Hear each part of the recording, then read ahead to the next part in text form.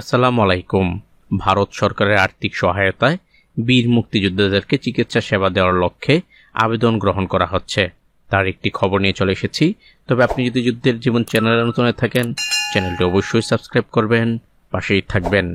বন্ধু প্রতিম দেশ ভারত সরকারের আর্থিক সহায়তায় 100 জন বীর মুক্তিযোদ্ধা রোগীকে চিকিৎসা সেবাদান স্কিমের আওতায় 2024-25 অর্থ বছরে কিছু সংখ্যক বীর মুক্তিযোদ্ধাকে ভারতীয় সশস্ত্র বাহিনীর নির্ধারিত হাসপাতালে চিকিৎসা সেবা প্রদান করা হবে। এ লক্ষ্যে অসুস্থ বীর মুক্তিযোদ্ধাদের কাছ থেকে নির্ধারিত ফরমে দরখাস্ত আহ্বান করা হচ্ছে।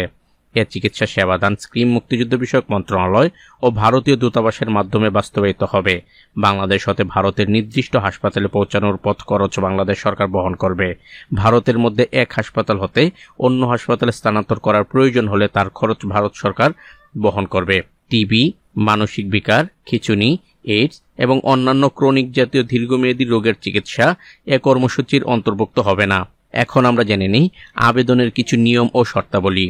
আবেদন ফরম মুক্তিযুদ্ধ বিষয়ক মন্ত্রণালয়ের ওয়েবসাইট থেকে সংগ্রহ করা যাবে, এমনকি স্ব জেলার সিভিল সার্জন অফিস থেকেও সংগ্রহ করা যাবে। নির্ধারিত ফরমে পূরণকৃত আবেদন 16 মে 2024 তারিখের মধ্যে সংশ্লিষ্ট জেলার সিভিল সার্জন বরাবর দাখিল করতে হবে। নির্ধারিত সময়সীমার পরে প্রাপ্ত এবং অসম্পূর্ণ আবেদন সরাসরি বাতিল বলে গণ্য হবে। খামের ওপরে ভারত সরকার কর্তৃক প্রদত্ত বীর মুক্তিযোদ্ধা চিকিৎসা সেবা স্কিমের আওতায় আবেদন লিখতে হবে। এ চিকিৎসা সেবা শুধু বীর মুক্তিযোদ্ধাদের জন্য প্রযোজ্য হবে, পরিবারের সদস্যদের জন্য প্রযোজ্য হবে না। কর্তৃপক্ষ যে কোনো সময় যে কোনো সিদ্ধান্ত গ্রহণের ক্ষমতা সংরক্ষণ করে। তো আজ এ পর্যন্তই, দেখা হবে অন্য এক নতুন ভিডিওতে। ততক্ষণ পর্যন্ত সবাই ভালো থাকবেন, সুস্থ থাকবেন। আল্লাহ হাফেজ।